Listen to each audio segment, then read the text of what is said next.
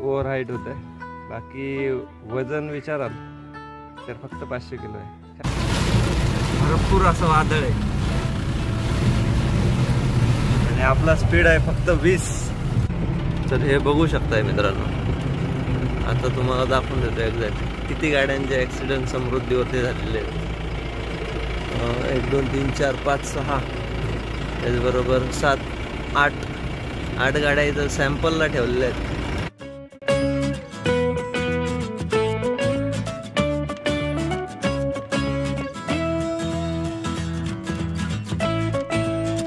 श्री स्वामी समर्थ. छत्रपती शिवाजी महाराज की जय.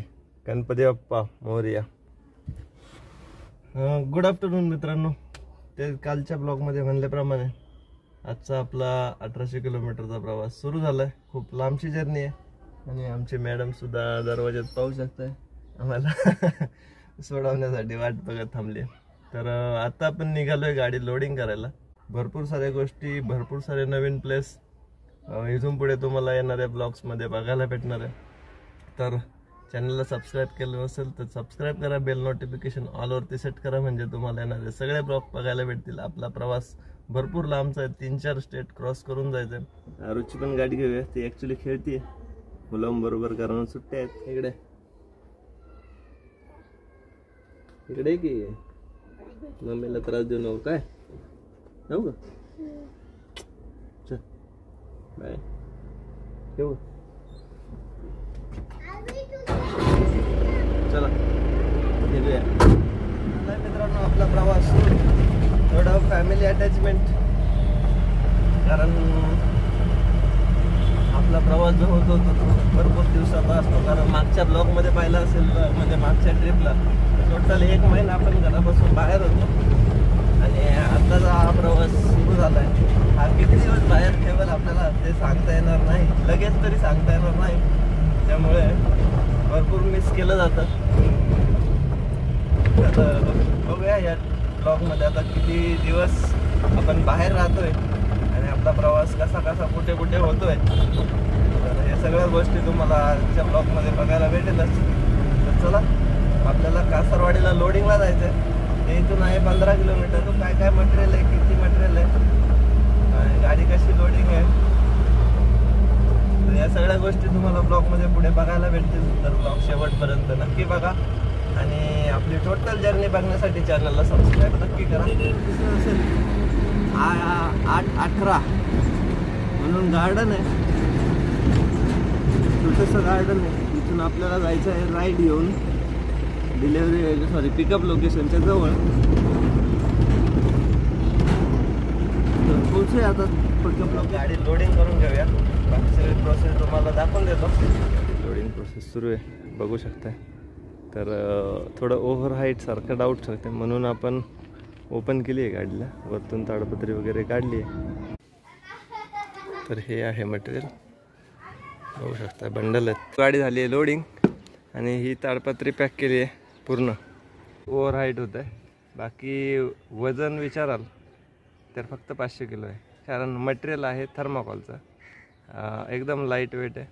फक्त साईज मोठी आहे त्यामुळे गाडी ओपन केली. तुम्ही पाहिलं असेल स्टार्टिंगला टोटल गाडी ओपन होती आणि हे मटेरियल घेऊन निघालो आपण झारखंडला. तर टोटल 4 राज्यांचा प्रवास आहे. महाराष्ट्र, छत्तीसगड, ओडिसा आणि झारखंड.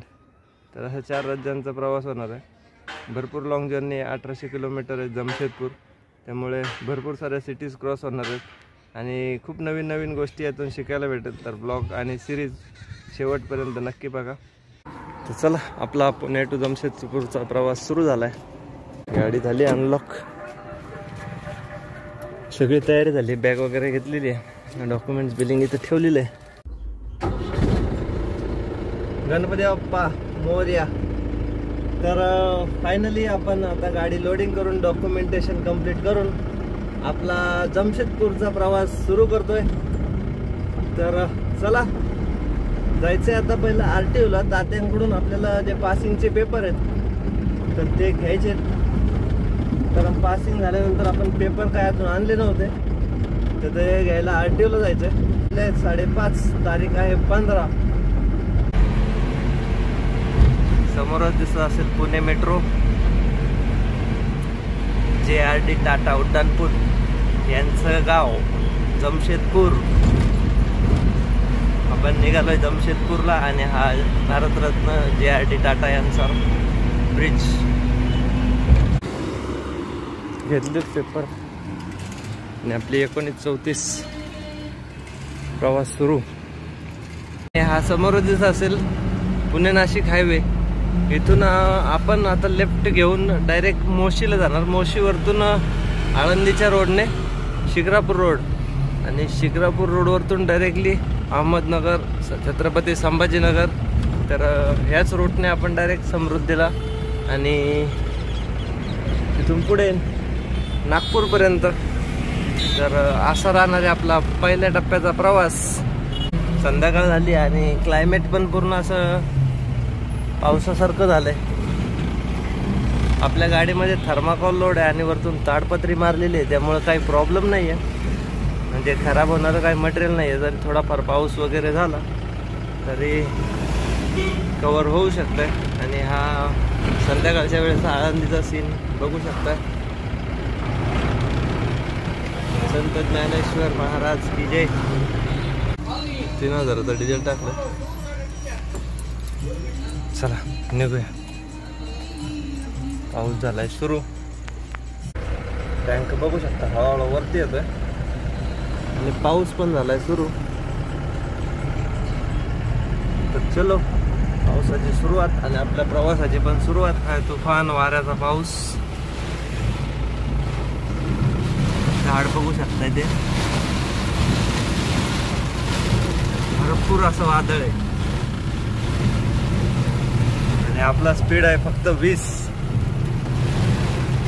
सगळ्या गाड्या टोटली स्लो. तर पोचलो शिक्रापूरला आणि रस्सी वगैरे चेक केली, ताडपत्री वगैरे चेक केली कुठं लीक झाले की काय, पण तसं काही झालेलं नाही आहे. तर आपला पॅकिंग सगळं व्यवस्थित आहे, त्यामुळं काही टेन्शनचं कारण नाही. हनुमान यात्रा महोत्सव बघू शकताय. लाइटिंग वगैरे गावचा उरूस मस्त अशी लाइटिंग केलेली. मंदिर असेल हनुमानाचं. ट्रॅफिक लागलंय जत्रा असल्यामुळे. तर थोडं असंच आता प्रवास होत राहील, थांबत चालत थांबत चालत.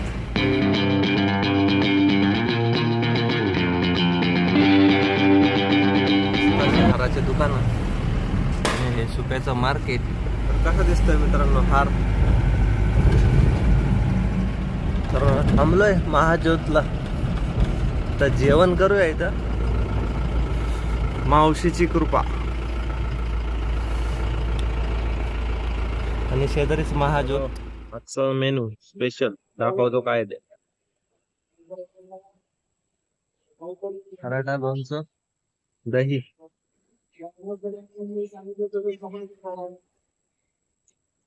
थोडं लाईटच जेवायचं कारण प्रवास लांबचा आहे म्हणून.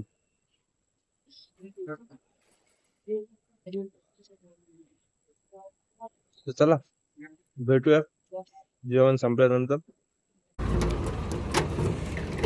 पुढचा प्रवास सुरू.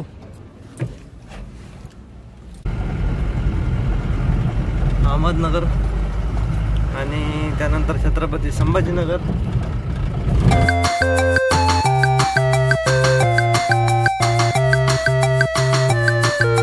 समोर दिसत असेल श्री साई भेळ सेंटर घोडेगाव.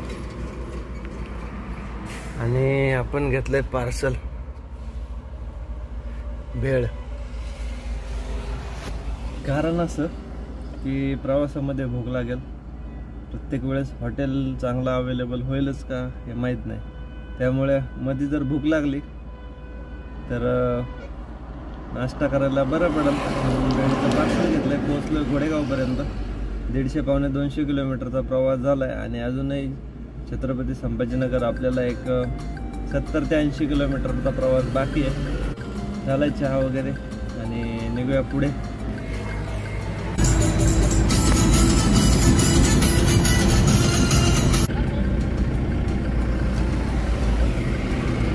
चेकपोस्ट बनवलाय संभाजीनगर एंट्रीवरती.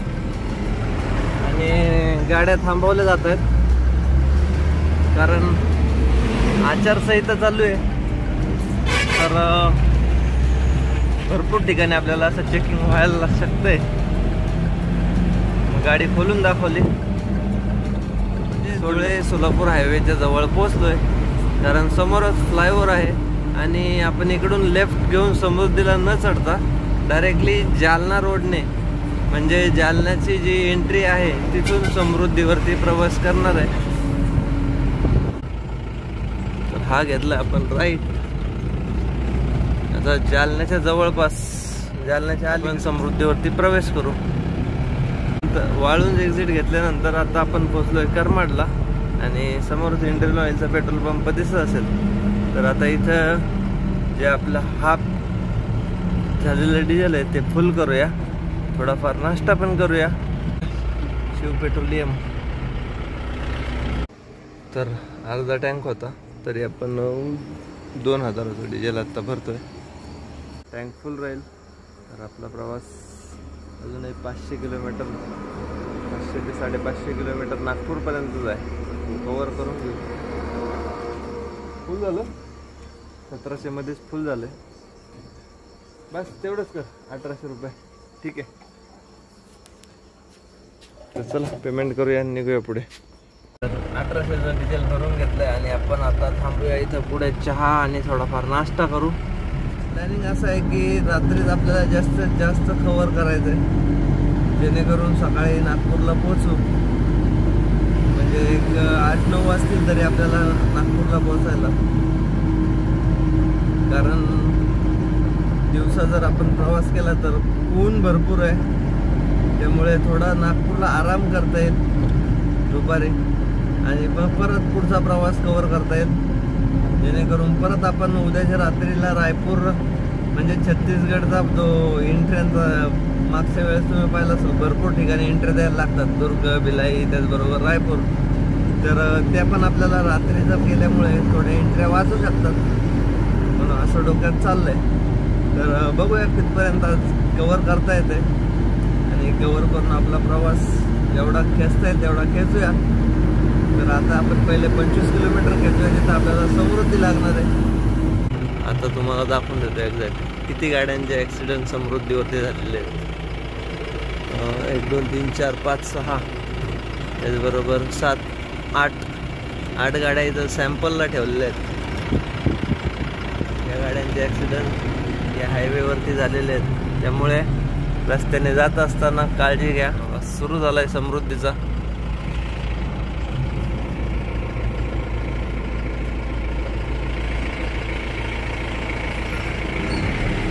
रीड झालाय आणि वेलकम टू समृद्धी. एकदा टायर वगैरे चेक करून घेऊ किती गरम वगैरे झालेत कारण आपण ऑलमोस्ट 300 किलोमीटरचा प्रवास कव्हर केलाय.